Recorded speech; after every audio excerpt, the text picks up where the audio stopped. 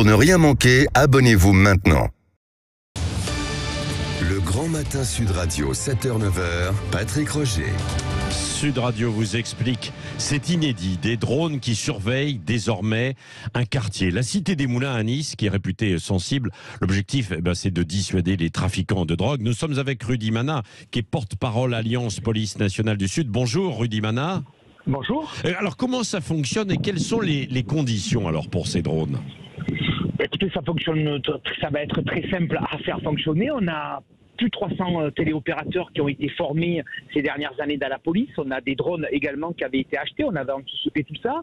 Il y a un décret d'application qui a été édité le 19 avril 2023, donc c'est très récent. Oui. Le Conseil constitutionnel avait validé la loi.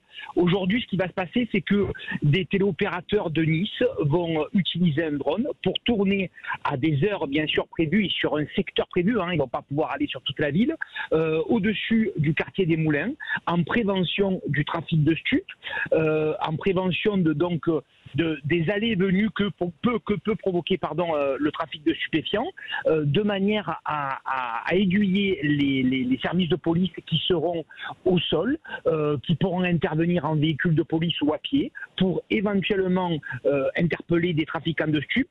Les informations auront été données par les téléopérateurs drones qui auront une vision par définition d'en haut. Et quand vous avez une vision d'en haut, croyez-moi que vous voyez beaucoup de choses. Oui, mais est-ce que c'est bien accepté déjà par les habitants ?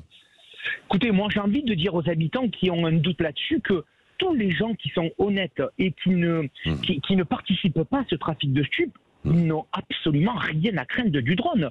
On va pas regarder les allées et venues des habitants, on va pas regarder s'ils sont mal garés.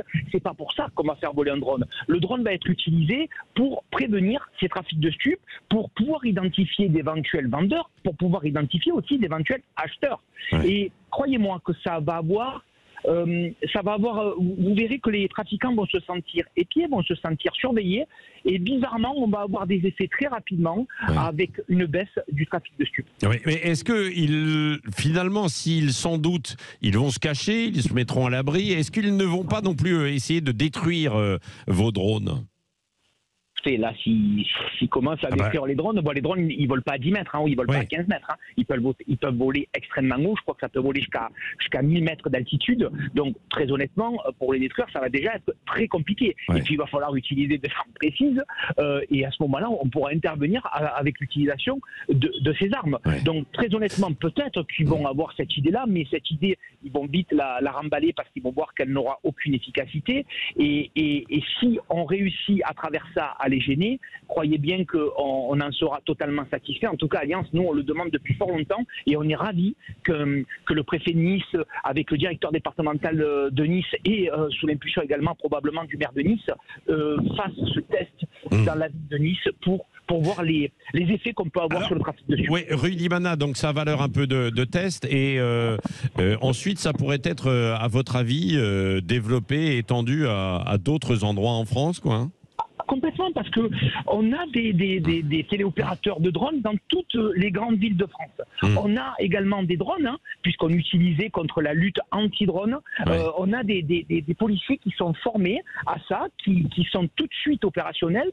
Donc évidemment que si le résultat de ce test est extrêmement positif, évidemment que je pense que d'autres préfets donneront l'autorisation de l'utiliser dans d'autres quartiers de France pour essayer d'endiguer ce fléau du trafic de stupes. Oui. Bon, on va suivre ça, Rudy Mana.